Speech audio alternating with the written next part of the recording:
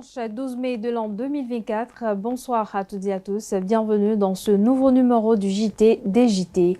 À la une de l'actualité, à l'issue de la marche contre la cherté de la vie du samedi 11 mai 2024, une rencontre est prévue entre le chef de l'État Patrice Talon et les responsables syndicaux. Une information rendue publique par le secrétaire général de la Confédération générale des travailleurs du Bénin, CGTB, ce samedi. On en parle dans ce journal. Les autorités béninoises ont décidé de bloquer l'embarquement du pétrole nigérien depuis la station terminale du pipeline Bénin-Niger-Semekoji, une décision qui a suscité plusieurs réactions et commentaires au sein de l'opinion publique. Vous suivrez dans cette édition les clarifications du chef de l'État sur cette mesure. Une délégation de l'Union nationale des médias en ligne du Bénin, UNAMEL Bénin, conduite par son président, qui a visité cette semaine les locaux du groupe de presse ESAE.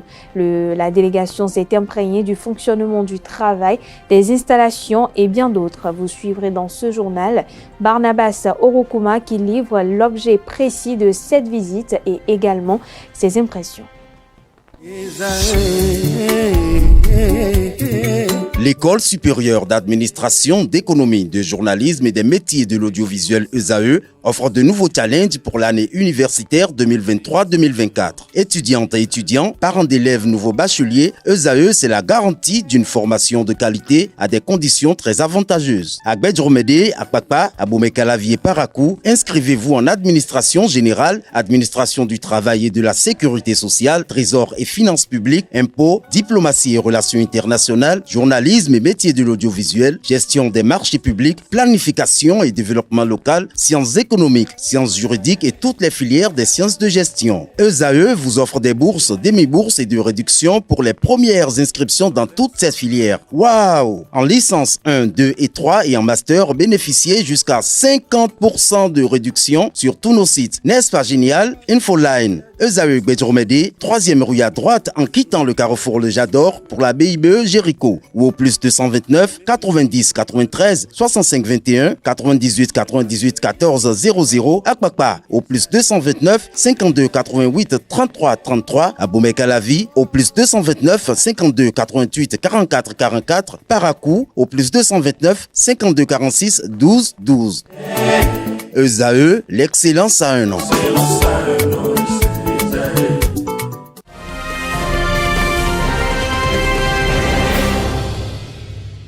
À nouveau, bonsoir. Merci de nous recevoir chez vous à l'issue après leur marche pacifique du 27 avril 2024 étouffée pour défaut d'autorisation. Les travailleurs réunis au sein de la Confédération des syndicats autonomes CSA Bénin, de la Confédération générale des travailleurs du Bénin CGTB et l'Union nationale des syndicats des travailleurs du Bénin UNSTB et la Confédération des organisations syndicales indépendantes du Bénin COSI Bénin ont effectué ce samedi une marche pacifique. Selon la déclaration des responsables syndicaux concernés, cette marche pacifique a pour but de protester contre la vie chère, la remise en cause des acquis sociaux, la malgouvernance et l'overdose de réformes aux effets mitigés sur la qualité de vie du laborieux et intrépide peuple béninois. Dans leur motion, les travailleurs ont exigé que des mesures adéquates et à impact immédiat soient prises pour juguler la cherté de la vie. Un cri de cœur qui a justement porté ses fruits. À cet effet, le chef de l'État Patrice Talon a invité les responsables syndicaux à la table des négociations le 23 mai prochain. On poursuit ce journal avec la décision du gouvernement béninois qui a fait couler moult réactions et commentaires au sein de l'opinion publique.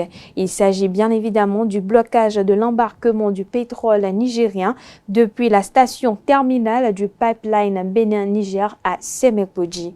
Le président Patrice Talon a évoqué les raisons liées à l'interdiction de l'embarquement du pétrole brut nigérien par le Bénin. C'était à travers une déclaration faite ce mercredi 8 mai 2024 au palais de la Marina. Suivons ensemble.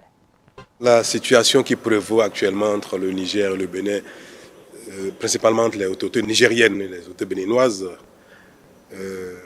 quelque chose qui est malheureux et qui, moi, me peine à la fois. Le Bénin est un pays ami et frère du Niger. Nous avons donné également notre approbation pour les formalités de mise en œuvre du pipeline qui conduit le pétrole nigérien au Bénin et pour être chargé sur la plateforme de Sémé où des bateaux viendront accoster pour charger le pétrole nigérien par le pipe. Mais tout cela relève d'échanges formels, organisés, structurés, parce qu'il y a un contrat qui lie le Niger, le Bénin et les entreprises chinoises partenaires du Niger.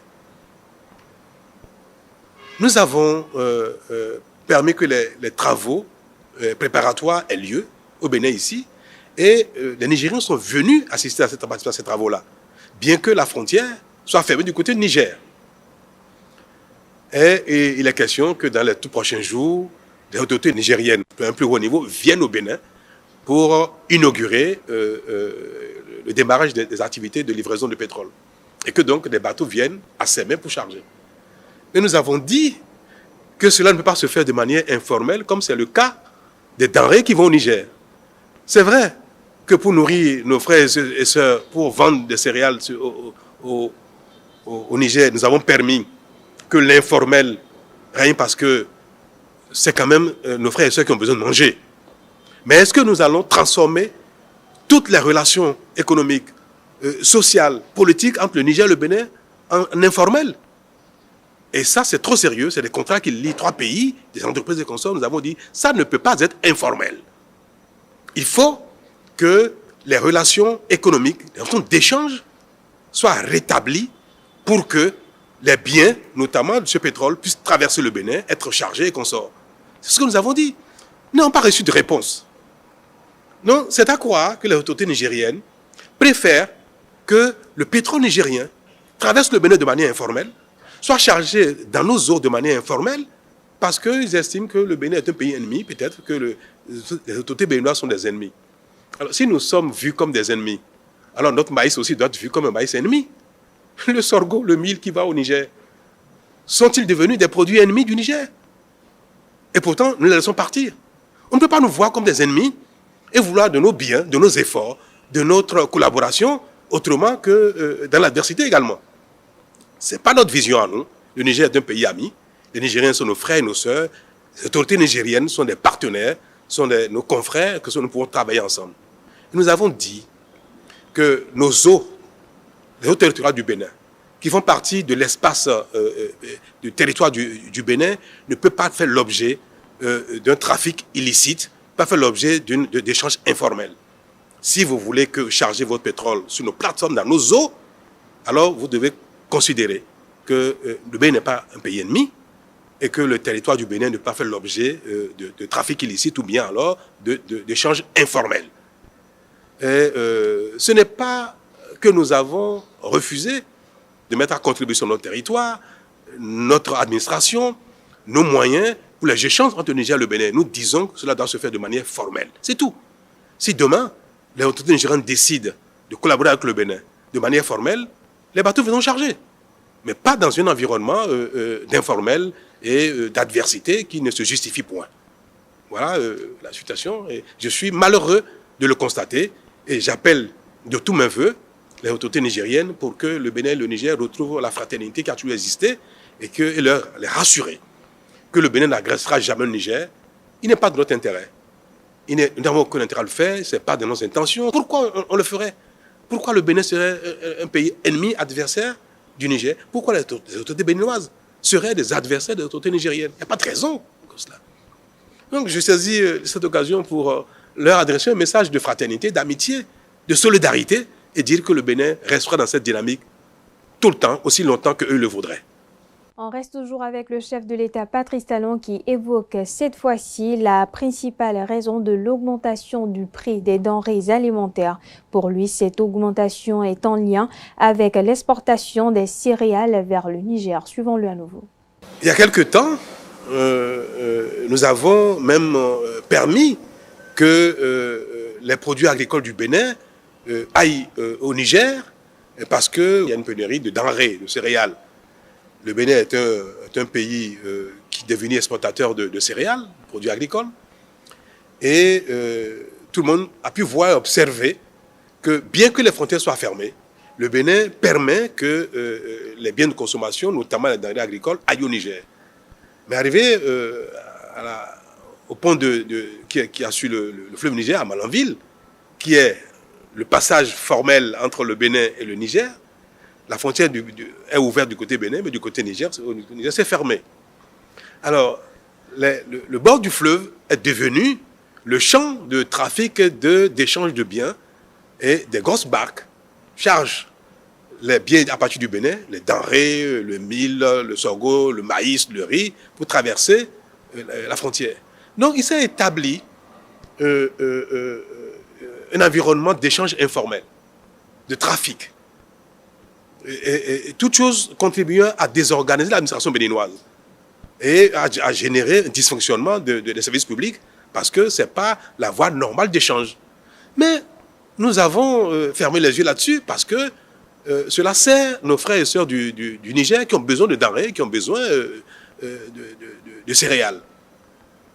Et il est malheureux de constater que cette solidarité que nous exprimons à l'égard de nos frères et sœurs du Niger a quand même créé un certain renchérissement du prix des denrées, notamment du maïs, du mil, du sorgho et consorts. Et nos compatriotes ont commencé même d'ailleurs à crier un peu, même à manifester. Nous payons un coût lourd au plan économique, au plan social, même au plan politique. Il y a eu des marches au Bénin contre le renchérissement du prix des denrées, notamment du maïs. Et l'exportation vers les pays voisins, notamment le Niger, est la seule cause, l'unique cause. C'est des quantités massives qui partent vers ces pays-là pour nourrir leur population au détriment du pouvoir d'achat des Béninois. À présent, je vous invite à suivre l'analyste politique Agapite Napoléon Maforican qui donne les réelles raisons de la décision du gouvernement sur précisément l'importance ou le blocage de l'embarquement du pétrole nigérien. Cette initiative, cette décision est sans doute liée à la situation à la frontière de Gaïa où les autorités nigériennes ne semblent pas disposées à ouvrir cette frontière malgré les décisions donc, de la CEDEAO et donc du Bénin. Du coup, une situation conflictuelle se pose entre deux pays limitrophes qui participent à deux organisations où la libre circulation des personnes et des biens est affirmée, notamment au niveau de l'UEMOA, l'Union économique et monétaire de l'Afrique de l'Ouest, et au niveau de la CEDEAO. Si on peut comprendre que le Niger, fâché par les décisions de la CEDEAO, ait pu manifester quelques humeurs, mais ça fait quand même plusieurs semaines aujourd'hui que cette décision a été prise. Déjà en janvier, le chef de l'État, devant les parlementaires, comme dans l'interview qu'il a accordée à la presse, estimait qu'il y a un temps pour tout. Il y a un temps pour s'indigner, il y a un temps pour également comprendre. Il appartenait aux autorités nigériennes de comprendre. Alors, donc ça, c'est la situation. Alors, leur colère, qui peut être aussi légitime, pourquoi pas, devrait quand même avoir des limites dans la mesure où on a des pays limitrophes, on a des relations de bon voisinage depuis des décennies, et que les décisions prises par la CEDEAO ne sont pas les décisions prises par le Bénin. Et donc, des militaires qui sont aux affaires doivent comprendre que les relations internationales aussi répondent à des logiques. Le porte-parole du gouvernement, Wilfried Léandre Rumbedji, a apporté des explications sur les sorties frauduleuses des intrants agricoles du Bénin vers les pays frontaliers. Le porte-parole du gouvernement était l'invité du 20h dans les locaux de la télévision nationale. Suivez un extrait de son argumentaire.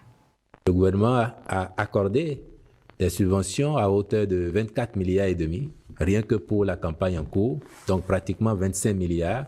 Et si vous avez bonne mémoire, le Conseil des ministres qui a annoncé cette subvention avait en même temps passé les instructions aux ministres concernés, notamment le ministre de l'Agriculture, afin que la répartition, la disponibilité des engrais soit effective partout sur le territoire national, dans toutes nos communes. Et ce qu'on observe là est plutôt, me semble-t-il, de nature à vous rassurer de ce qu'il n'y a pas de problème dans la distribution. Nous sommes aux confins de la Liborie. Et vous avez vu plus de 4 tonnes saisies en une prise, en une seule prise. Ce qui veut dire que les engrais, les intrants sont disponibles partout sur le territoire national. Et là, quand on voit cette quantité, on s'étonne et on s'interroge. Au-delà de ce que le gouvernement a dit, le ministère de l'Agriculture, avec ses ATDA, ils organisent des sensibilisations à l'endroit des producteurs pour qu'ils comprennent que les engrais subventionnés le sont du fait des efforts de tous les Béninois et le sont dans la perspective d'assurer une bonne production agricole et surtout de garantir la sécurité alimentaire. Autrement, ce qu'il se passe dans les pays voisins, qui fait que on a observé cette pression sur nos vivriers et maintenant sur l'engrais aussi, c'est ça que nous évitons. Et c'est ça qui fait que ce gouvernement, il est proactif sur le marché international malgré la conjoncture difficile pour non seulement identifier les intrants où on peut en avoir et se dépêcher d'en acquérir puis de les subventionner pour les mettre à la disposition de nos producteurs. Et donc, il faut saisir cette occasion pour en appeler davantage à une prise de conscience de tous les acteurs du monde agricole. Imaginez un instant que nous n'ayons pas eu de maïs cette année. Parce que ce qui se passe, c'est encore bien parce que nous en avons 2 50 000 tonnes sur la campagne agricole écoulée. 2 50 000 tonnes, soit 2 fois nos besoins nationaux. Ce qui veut dire qu'en principe, nous avons suffisamment de maïs au Bénin pour que tout le monde soit servi et que s'il en reste, on puisse en exporter en toute sécurité, sans nuire aux besoins nationaux. Or, avec cette abondance, les demandes, notamment vers le Niger et d'autres pays de la sous-région, sont telles qu'on observe cette pression qui appelle le renchérissement des prix sur le marché. Autrement, les efforts de nous tous, les efforts de nos agriculteurs nous auraient mis à l'abri de cette envolée des prix que nous observons sur le marché. Et donc, il y a lieu de dire à ces personnes qui s'adonnent à ce trafic des intrants que leur comportement est de nature à menacer la sécurité alimentaire collective et que s'il n'y avait pas d'engrais, elles seraient les premières à se plaindre de ce que le gouvernement n'aurait pas réussi à leur mettre les engrais à disposition. Mais là aussi, dedans, la bonne nouvelle, et c'est en cela qu'il faut rendre hommage à ce gouvernement. Ailleurs, les autres n'ont pas eu notre proactivité, ils n'arrivent pas à avoir les engrais, et quand ils en trouvent un peu, ça coûte très cher. Nous, nous en avons trouvé. Nous avons subventionné pour que cette année, le NPK soit livré 17 000 au lieu de 24, 26 000, 28 000. Donc celui qui, ou ceux qui peuvent en sortir autant, imaginez, peut-être qu'ils ont une meilleure offre de l'autre côté en termes de prix à payer, ils iront les revendre 28 000, 30 000, 32 000 parce qu'il n'y en a pas là-bas, c'est sûr. Mais en même temps, ils nuisent aux intérêts nationaux et ça, nous devons tous le condamner, le combattre et les appeler à plus de sens de responsabilité.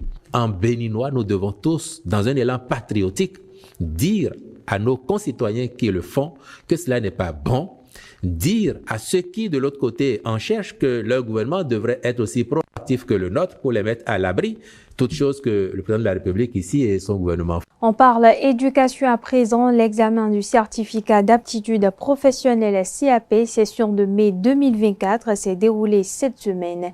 Ils sont plus de 12 000 candidats à aller à la conquête de ce premier diplôme de l'enseignement professionnel et technique. Ils planchent dans les spécialités comme l'électricité, les métiers de la construction, l'hôtellerie pour ne citer que ces métiers. Des technicités demandées par les entreprises et chantiers industriels qui émergent au Bénin, partout notamment dans la zone industrielle de Glodjigbe, G10. Un signe des réformes en cours dans l'enseignement professionnel et la formation technique. Écho des débuts d'épreuves lancées ce lundi par le ministre de tutelle Yves Kouaro Chabi au lycée technique Koulibaly de Cotonou. Suivons ensemble. Ils sont plus de 12 000 candidats inscrits au certificat d'aptitude professionnelle cette année, un effectif jamais enregistré auparavant au Bénin. En 2016, environ 3 000 candidats planchaient pour le même examen, une courbe ascendante qui est due aux efforts déployés par le gouvernement. 12 000, ça fait pratiquement 4 fois le nombre d'inscrits en 2016. Vous constatez ma grande satisfaction. Le gouvernement s'est employé à mettre beaucoup d'efforts dans la formation technique et professionnelle. Nous avons mis en place la stratégie nationale de l'ETFP.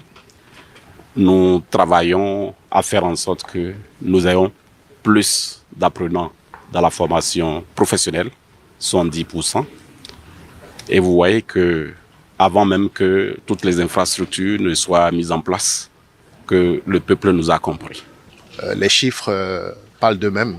Entre 2016 et maintenant, vous avez pu voir l'accroissement et l'engouement, non seulement des parents d'élèves, mais aussi de nos enfants, en ce qui concerne les formations techniques et professionnelles. Donc nous sommes satisfaits de cette dynamique-là et je dis merci aux enseignants.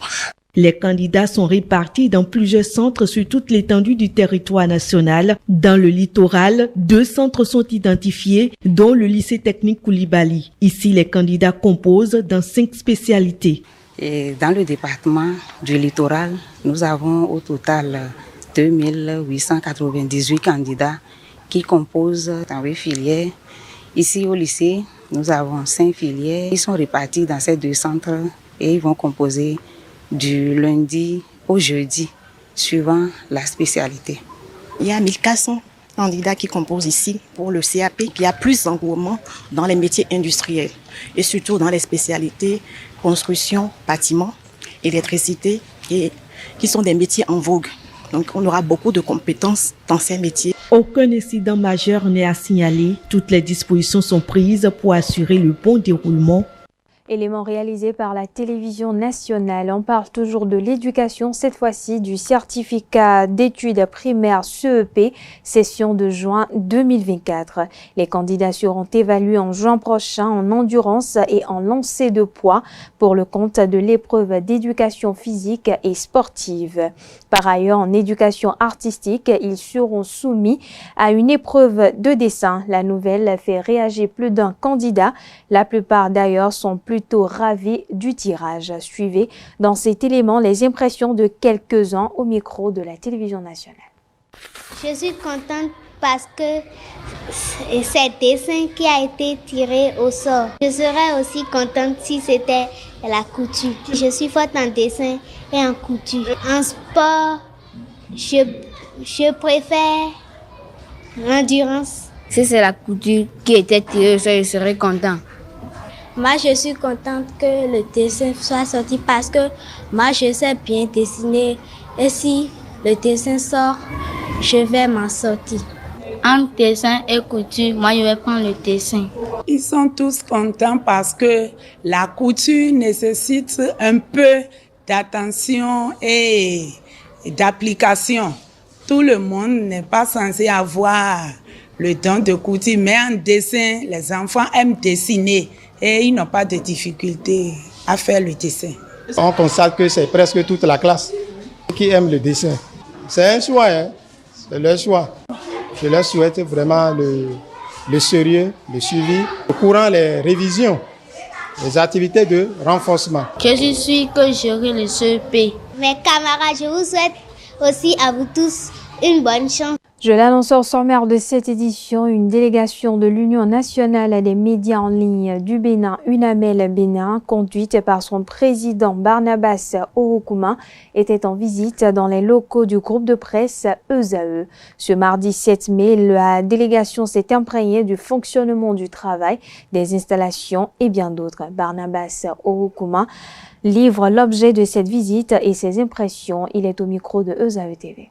Effectivement, depuis le 9 mars 2024, l'Union nationale des médias en ligne du Bénin a été créée et un bureau exécutif a été mis en place. J'ai eu l'honneur de conduire les destinées de ce bureau, de cette association pour 4 ans. Alors, après cette installation et après les travaux en interne au niveau du bureau exécutif et l'élaboration d'un plan d'action, et nous avons prévu, dans la droite ligne de l'exécution de ce plan d'action, de parcourir les médias partenaires de l'UNAMEL, les médias membres de l'UNAMEL. Et c'est pour cette raison que nous avons démarré cette tournée depuis le lundi. Et aujourd'hui, nous sommes à ESAE.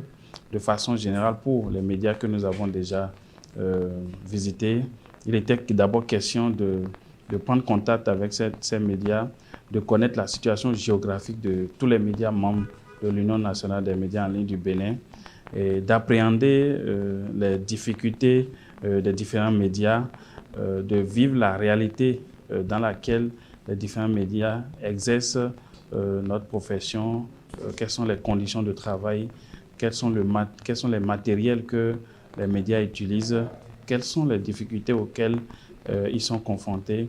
Et après ce parcours, nous allons recueillir toutes les difficultés, toutes les préoccupations des promoteurs, les souhaits, les exhortations, les suggestions. Nous allons tout reporter dans un document qui va nous servir de boussole pour planifier des actions de lobby, des actions des actions à mener sur le terrain à l'endroit de ces médias. Donc, dans ce cadre, nous avons démarré cette tournée. Et pour ce qui concerne ESAE, nous avons vu un média très bien équipé, avec un personnel aguerri, jeune. Nous avons vu une équipe très dynamique et nous avons vu également la volonté du promoteur à doter son média des outils de dernière génération qui vont permettre à tous les travailleurs, les professionnels des médias d'exercer ce travail dans de bonnes conditions. Alors c'est ce que nous souhaitons. Il y a quand même eu des difficultés soulevées liées à la qualité de la connexion qui, un temps soit peu, a ralenti un élan de ce média. Mais le promoteur est en train de prendre les dispositions pour voir quelle est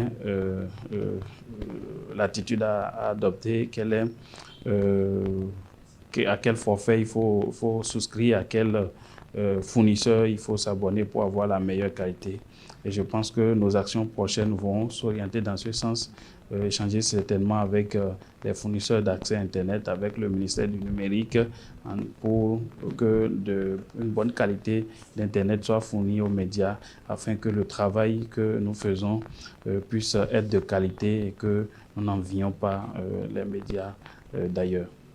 L'association Ségan, avec le soutien du président de l'Association nationale des communes du Bénin, ANCB, Luc Setonji Atropo, organise les 24, 25 et 26 mai 2024 la deuxième édition du Festival international Hommage à Maman Noézan. Au détour d'une conférence de presse, le comité d'organisation a exposé les grands points de cette célébration. Le point dans ce reportage signé ESAE TV.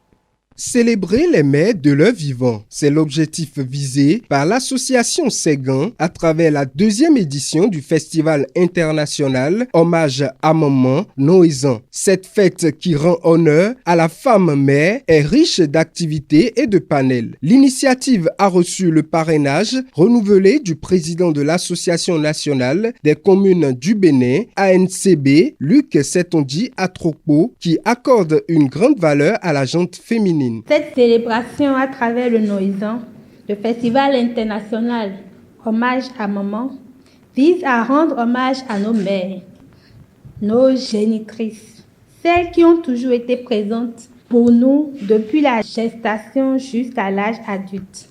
Informé de cette initiative, le président de l'ANCB, en tant que défendeur de la femme et de la mère, n'a pas voulu rester en marge de cette célébration. C'est pour cela, depuis la première édition, le maire de la ville de Cotonou a accompagné l'organisation du Noézan. Cette édition entend valoriser les mères à travers un programme d'activités diversifié et interactif. Le thème de cette deuxième édition est « Célébrer nos mamans, c'est célébrer la vie ». 4 séquences vont meubler ces 2 jours. Il s'agit de la nuit Akwe, c'est le dîner de gala entre mamans. Au cours de ce dîner, il y aura également élection de l'ambassadrice, une maman que les autres mamans élisent pour pouvoir les représenter et conduire certaines activités pendant cette période-là, l'édition. Ensuite, nous avons le déjeuner dénommé Echeunpipo.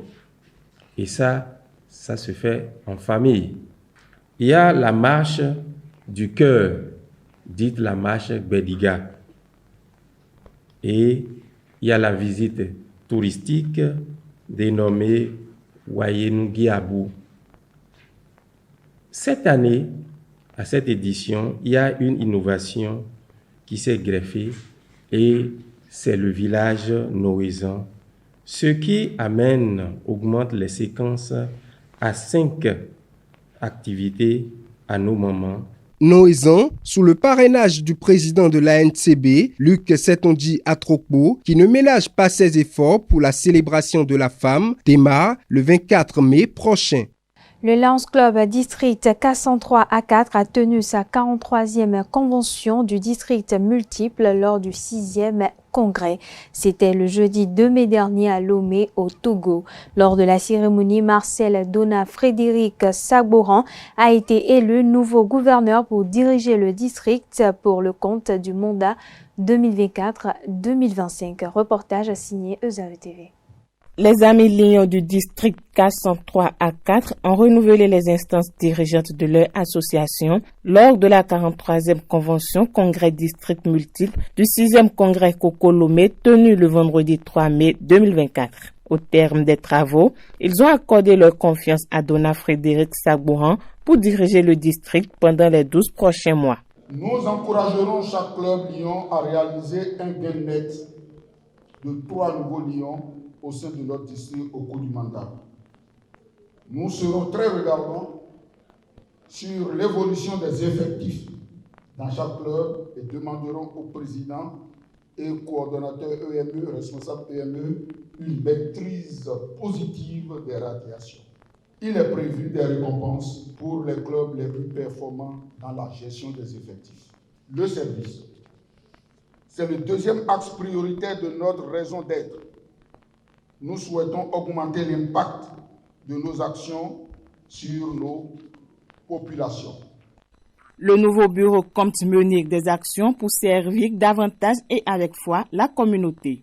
Les objectifs que nous visons seront de rapprocher davantage les services des communautés,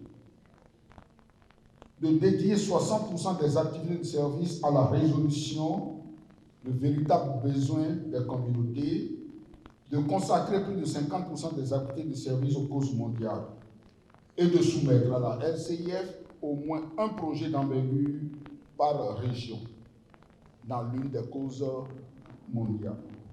En collaboration avec le ministère de l'Environnement et les ONG spécialisées dans le domaine, le district montera un projet sur l'approvisionnement en eau potable des communautés dans le besoin avec l'énergie solaire. Ce projet sera soumis à la LCF pour subvention. La formation et le leadership vont constituer également des chantiers sur lesquels le président Sagboran et son équipe travailleront. Chaque ami Lion s'engage de sa position à apporter sa contribution pour la réussite du mandat. Pour ce qui me concerne déjà et qui constitue un gros défi, c'est que le gouverneur cette année a créé beaucoup de clubs. Donc il va falloir dans les années à venir maintenir ces clubs en bon état de fonctionnement, ce qui représente un défi supplémentaire, alors même que, ayant créé un certain nombre de clubs, on ne sera pas autorisé à faire moins que lui. Vous savez, avec la nouvelle technologie, avec les crises aujourd'hui, c'est plus facile pour nous de mobiliser les gens.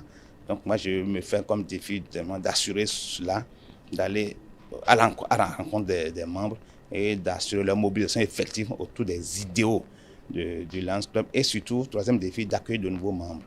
Donc nous pouvons élargir la base, mais des membres de qualité. Au moment de passer le témoin à son successeur, le gouverneur sortant William Ray exprime sa gratitude aux amis Lions. Je voudrais vous témoigner toute ma fierté et ma satisfaction pour le chemin parcouru et pour nos divers accomplissements. le mandat que vous m'avez confié touche à son terme. Laissez-moi vous remercier de cette marque d'amitié et de confiance à laquelle je reste très sensible et dire ma gratitude à tous ceux qui, à mes côtés, ont partagé longtemps de lourdes responsabilités. Depuis mon accession à cette fonction de gouverneur, nous avons ensemble, vous et moi, bâti une vision partagée par tous, bâti une équipe constituée d'amis lions responsables et compétents, ce qui nous a permis de mener des actions à fort impact et de poser des actes significatifs, visibles et perceptibles, qui ont produit des résultats. Les travaux de cette 43e convention se sont déroulés sur 2 jours. En ouverture, les délégations des pays participants, le Bénin, le Togo, le Mali, la Côte d'Ivoire, le Ghana, le Niger, le Gabon, le Libéria, la Guinée-Conakry ont fait une parade.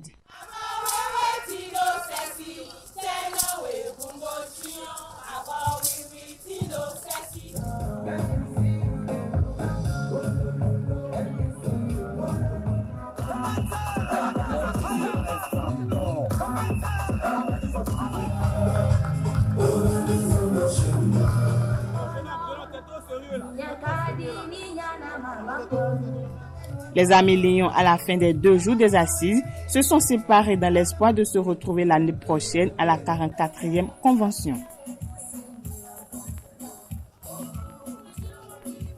Cette édition se poursuit. Le Bénin, à l'instar des autres pays, a célébré ce jeudi la fête de l'Ascension, une fête célébrée 40 jours après la fête de la Pâque.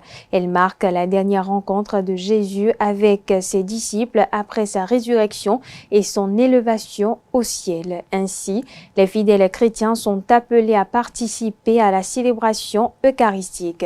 Dans l'élément à suivre, le père Anissé Yanvi, chargé de communication de la conférence épiscopale du Bénin, expose au micro de ESAE Télévision la signification et les origines de la fête de l'Ascension. L'Ascension, c'est une fête chrétienne. Ça fait partie des fêtes d'obligation pour les chrétiens catholiques.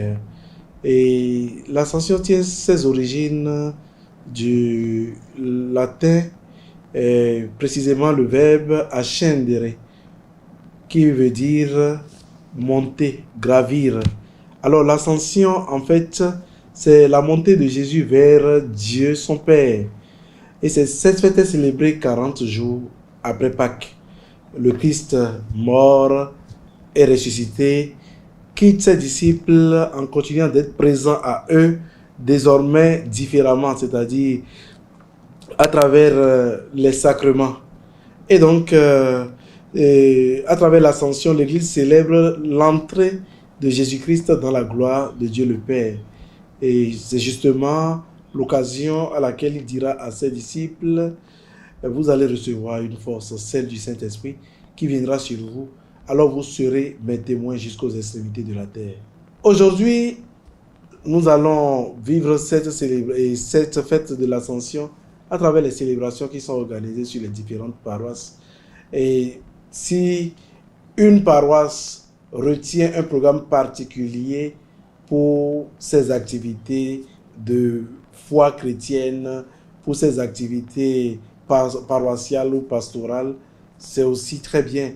Mais ce qui est sûr, ce qui est requis pour cette journée, c'est surtout la célébration eucharistique où nous commémorons la montée de Jésus dans la gloire de Dieu son Père. Donc c'est essentiellement ça. Il n'y a pas une autre, une autre manifestation particulière que cette grande célébration eucharistique prévue pour aujourd'hui. Mais si une paroisse retient de profiter de la journée pour organiser d'autres activités. Dans la soirée du samedi 4 mai dernier, la Commission électorale nationale indépendante CENI du Togo a publié les résultats provisoires des élections législatives du 29 avril 2024. Ces résultats montrent une victoire écrasante de l'Union pour la République UNIR. Le parti au pouvoir a remporté 108 des 118 sièges à l'Assemblée nationale, soit près de 96% des sièges disponibles. Au micro de ESAE Télévision, quelques citoyens béninois se prononcent sur le sujet. Suivons ensemble. Mais vous savez, le parti Unir togolais, le parti de Faure Gnassingbé, est un parti qui travaille sur le terrain. C'est un parti gouvernemental, mais travaille sur le terrain. On ne vote pas pour les beaux yeux de quelqu'un. Il faut que les gens comprennent en Afrique de l'Ouest que nous ne votons pas pour les beaux yeux de quelqu'un parce qu'il est beau. Non, c'est pas ça. On vote toujours pour des objectifs bien précis. Et le parti Uni a compris et il a travaillé sur le terrain, étant parti au pouvoir. C'est une mascarade électorale. Parce que sur 113, un seul parti va ramasser 108. Ce n'est pas 80, ce n'est pas 90, 108. Vraiment, c'est une mascarade électorale. Allez voir comment ça s'est passé dans les unes, comment ça s'est passé dans les régions. Le Togo, on connaît un peu le Togo, donc c'est pas bon. Ça n'honore pas l'Afrique. Regardez, toute l'opposition, 5 sièges, 613. Vraiment, c'est une grande défaite.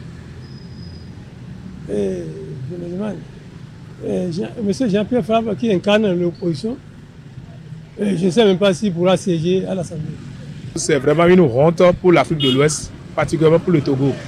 C'est une honte, puisque c'est d'une mascarade totale. C'est la tricherie totale qu'ils ont fait là-bas. Sinon, me dit qu'on a ravagé au moins 108 sur 113. Je dis que c'est grave pour la démocratie togolaise. Je dis félicitations à M. Faure Gnassingbé, qui travaille beaucoup pour son pays. C'est un monsieur qui se bat beaucoup. Je ne peux qu'encourager ce parti-là. Félicitations à l'UNIR. Faure a mis les moyens, il a mis de l'argent et toutes les institutions sont à leur disposition et les gens ont peur. Les gens ont peur de faire le bon travail, le travail du peuple, ce que le peuple veut. Sinon, allez voir les unes et recompter ces voix-là. Vous allez voir que c'est l'opposition qui va gagner, qui aurait gagné cette élection. Même s'ils vont faire recours, ils pourront obtenir combien de sièges. Je ne sais pas si c'est 1 ou 2, mais ça ne fait pas l'affaire. Cette édition se poursuit. La 3e édition des ateliers BTP s'est déroulée le lundi 6 mai 2024 à Cotonou. Les différents acteurs des métiers de l'artisanat ont échangé et se sont fait former sur les meilleures pratiques dans le domaine. Le point de la cérémonie d'ouverture de ces ateliers dans cet élément signé ESAE TV.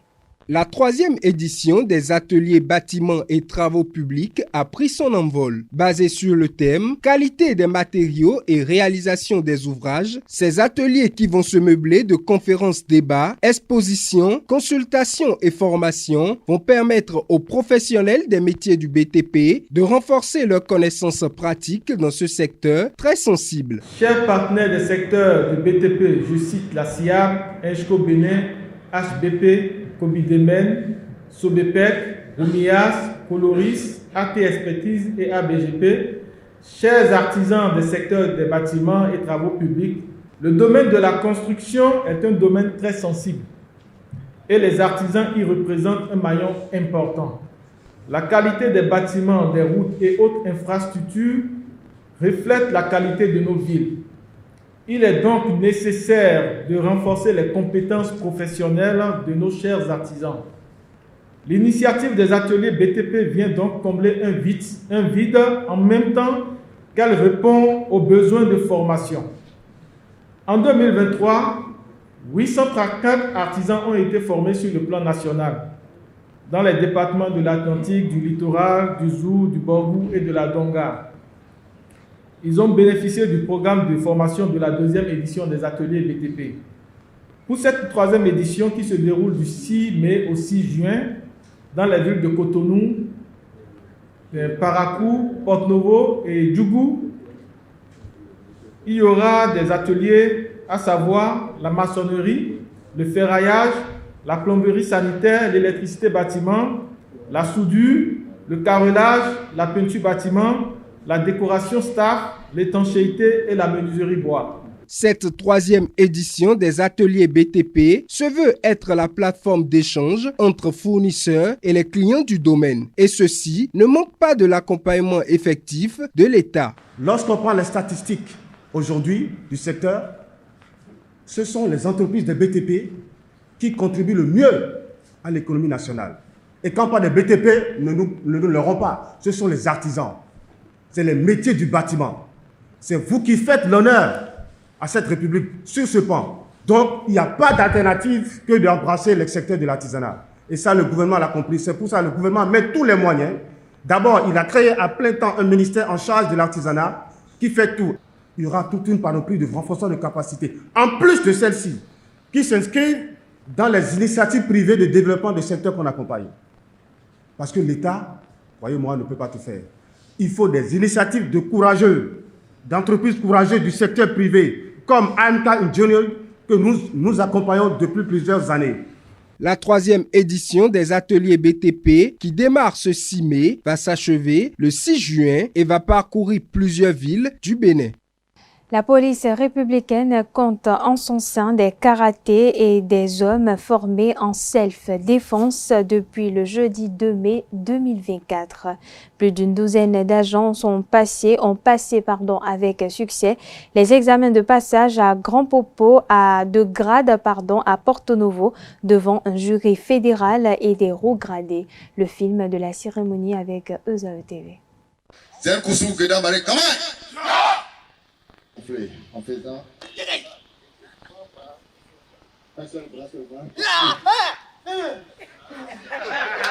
14 fonctionnaires de la police républicaine du Bénin sont aguerris dans la pratique du karaté-do et en self-défense. Pendant 18 mois, l'instructeur éloge Dayon Hueton de Kancho Dojo les a forgés sur les techniques de cet art martial. Nous avions suivi avec assiduité et succès cette formation. C'était donc une occasion de renforcement de capacité, d'apprentissage, mais surtout de pratique. C'est le lieu de saluer monsieur le directeur général de la police républicaine pour avoir compris tôt l'intérêt d'engager un tel renforcement de capacité à notre intention. Je voudrais rappeler que par la note circulaire numéro 293-DGPR-DFS-SA du 30 juillet 2021, monsieur le directeur général de la police républicaine a autorisé la formation de renforcement de capacité, maîtrise sans armes, soins du premier secours et karaté. Devant un jury fédéral ce jeudi 2 mai 2024 à Porto Novo, il restitue les notions et techniques apprises au cours de la formation en présence de hauts gradés de la police républicaine, des collègues, ses proches.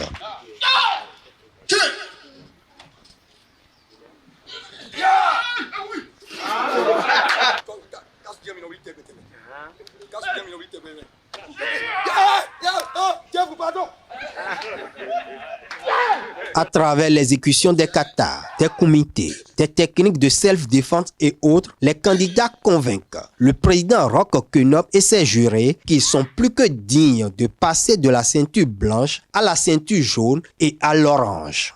Je peux vous dire tout de suite que si on s'était préparé dans le sens et si on s'attendait à ça, ils auraient pu monter en grade parce que ceux qui nous ont présentés pourraient les amener plus ou moins à la ceinture bleue, mais au moins à la ceinture verte. Donc, on vous encourage, on ne donne pas les points, c'est au mérite. Mais à partir de la ceinture bleue, c'est un autre chant, c'est d'autres sons de cloche, ça devient plus puissant. Je vais vous faire dire que tout ce qu'ils ont fait là, ce sont les bribes. Pour chaque technique qu'ils ont exécutée, il y a 1000 autres manières, n'est-ce pas, de régler le problème. Et pour le moment, ils ne sont qu'aux embryons. La hiérarchie policière se réjouit de l'aboutissement du projet de renforcement des capacités des agents de police en karaté et en self-défense. Je voudrais ici exprimer toute ma fierté de voir les fonctionnaires de police à l'honneur aujourd'hui passer au grade supérieur dans la pratique de la maîtrise du karaté pour ceux qui sont concernés. Ce sport leur permet non seulement d'entretenir leurs conditions physiques, mais il leur offre également l'avantage d'acquérir des techniques pour la maîtrise de l'adversaire et être de ce fait plus performants dans la pratique de leur métier, tout en les exhortant à poursuivre leur ascension dans ce domaine. Je leur recommande de rester des fonctionnaires de police professionnels et respectueux des principes de déontologie qui gouvernent l'institution à laquelle ils appartiennent. Je fais référence ici à l'usage de la force qui doit être mesurée lorsqu'il est nécessaire. Le parrain de la première promotion des policiers pratiquants de karaté abonde dans le même sens que le DFS et prodigue de sages conseils à ses fioles. C'est vrai qu'un des principes des arts martiaux est que quand on vous attaque, vous n'allez pas crier au secours, mais défendez-vous. Attendez qu'on vous attaque avant de vous défendre. N'attaquez pas parce que vous avez appris des techniques et vous allez vous ériger en John Brie dans le quartier, casser la gueule à tout le monde.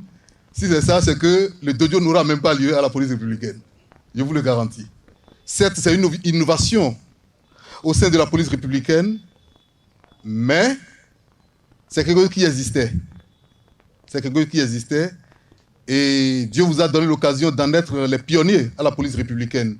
L'installation d'un dojo à la police républicaine vient non seulement renforcer les capacités des agents, mais va aussi servir de tremplin pour l'affirmation du karaté béninois sur la scène continentale et internationale les prochaines années.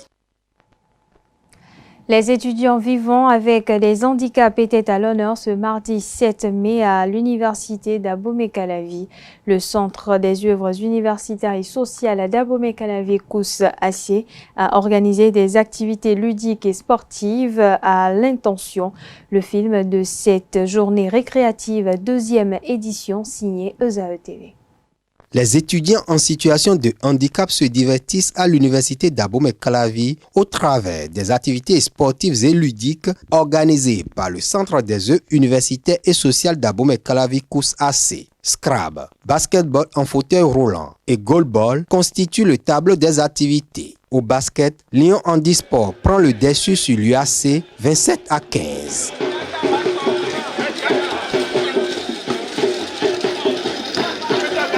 Allez avec et il marque. Au goalball, le public a eu droit à une démonstration de ce sport des handicapés visuels. À ce jeu, les Verts d'étoiles filantes dominent Superstar 8-6.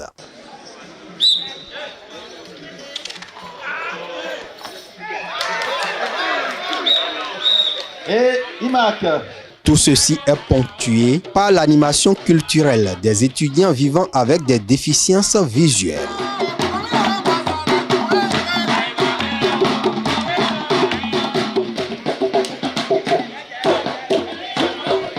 Henri Koumayon a quant à lui remporté la compétition de Scrabble. Lors de cette deuxième édition de la journée récréative des étudiants handicapés, les participants ont assouvi leur passion. Aujourd'hui, à l'université d'Abomey-Calavi, les étudiants handicapés sont vraiment épanouis grâce au Centre des œuvres universitaires et sociales et surtout l'implication personnelle de sa directrice.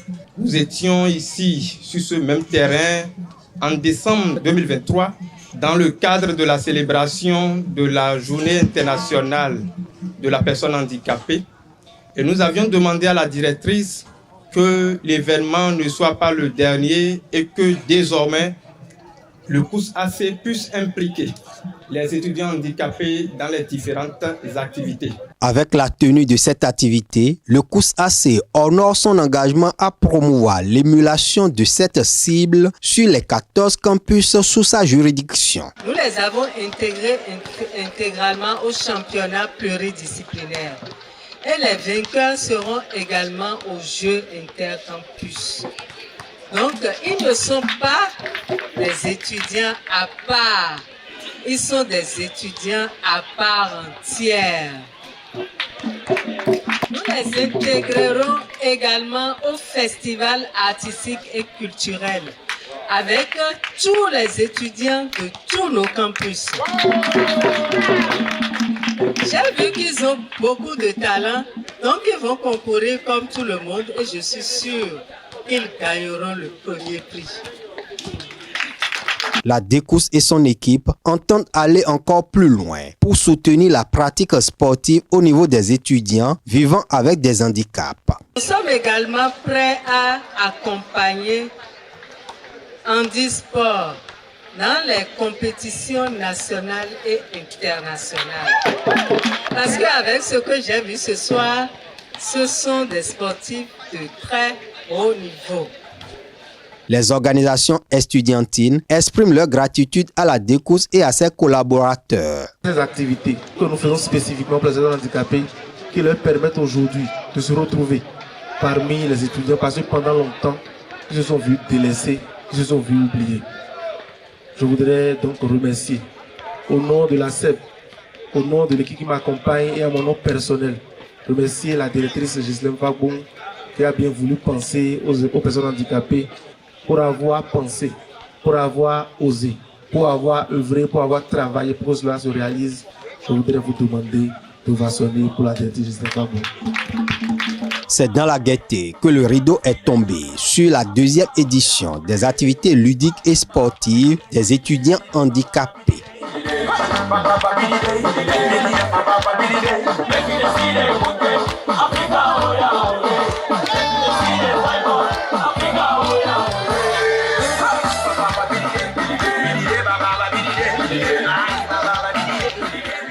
On parle spiritualité à présent. Dans la tradition africaine, la réincarnation est admise à l'esprit d'un individu ayant bien vécu sur la terre, revient s'incarner dans un nouveau corps, celui d'un nouveau-né de sa famille.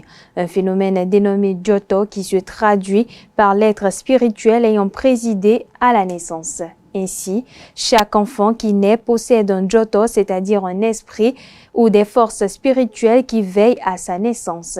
Qu'est-ce que réellement le Djoto et quelles sont les procédures qui